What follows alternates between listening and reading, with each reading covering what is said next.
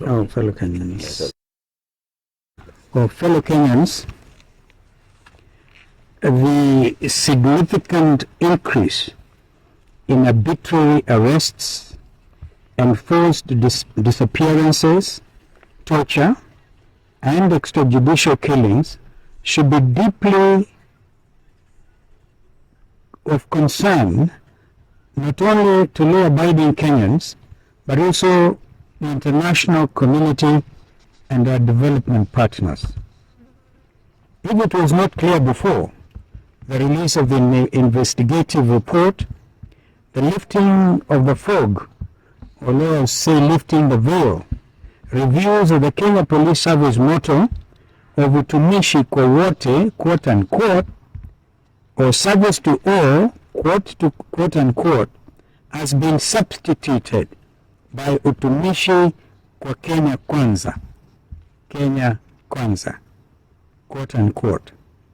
Since June, the Kenya National Commission on Human Rights and the Police Reforms Working Group have reported 23 murders, 34 forcibly vanished individuals, and 164 arrests, including those of Bob Njagi, Aslam Langton, and Jamil Langton, who were kidnapped in Kitengela and released after 1 month. Denzel Omondi, a JKU art student, was among the demonstrators who stormed the parliament on June 25th, was abducted 2 days later. 9 days later, his tortured body was discovered floating in a Georgia quarry. John Juguna Kuria, a civic educationist based in West Pokot, was reported missing for 12 days before his mangled body was discovered discarded. Over the past 3 days, Maverick Aoko and Boniface Mwangi have been kidnapped from their houses. After being freed, Mwangi was accused of inciting others. It's still not clear where Ms. Aoko is. The most alarming is that public mortuaries in Thika and Nairobi are requesting court orders to dispose 201 unclaimed dead bodies that the police have dropped off in the past year.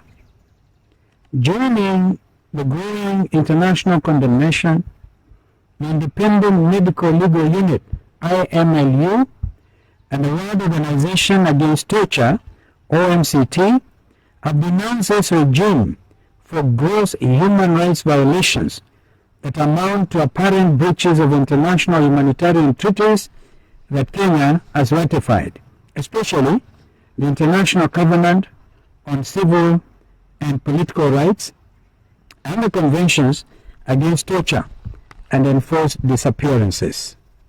As the opposition, we demand that the security services form the National Intelligence Service, NIS, under the leadership of Nordin, the Directorate of Criminal Investigations, and the DCI, led by Mohammed Amin, the Anti-Terrorism Police Unit, ATPU, under the leadership of Sid Kiprotich, the Serious Crimes Unit, led by Michael Sang, Joseph Boynet, the Deputy National Security Advisor, State House, and the Crime Research Intelligence Unit, CRIB, led by John Awango, ought to be held accountable for their violations of Kenyans' rights and made criminally responsible.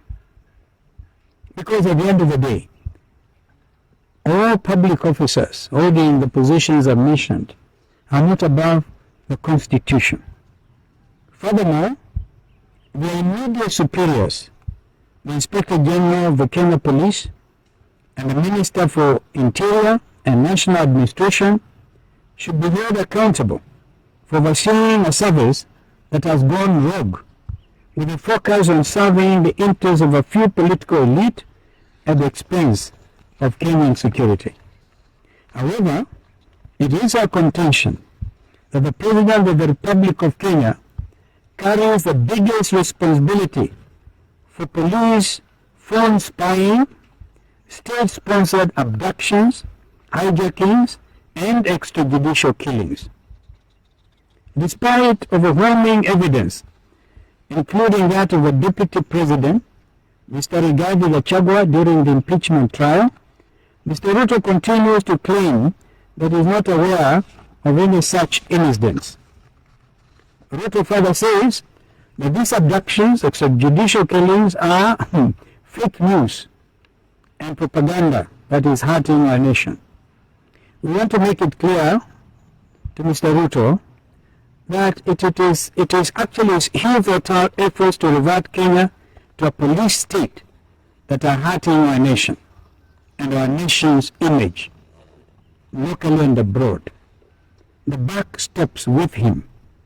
Mr. Ruto should resign with immediate effect for violating his oath of office to be faithful and bear true allegiance to the public, to the Republic of Kenya, and that he would obey, preserve, and protect this Constitution of Kenya. That was the oath of office.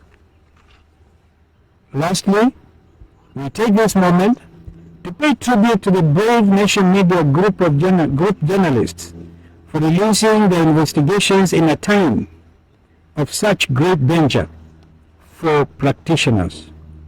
Regardless of media outlet, you have been brutally attacked by security agents.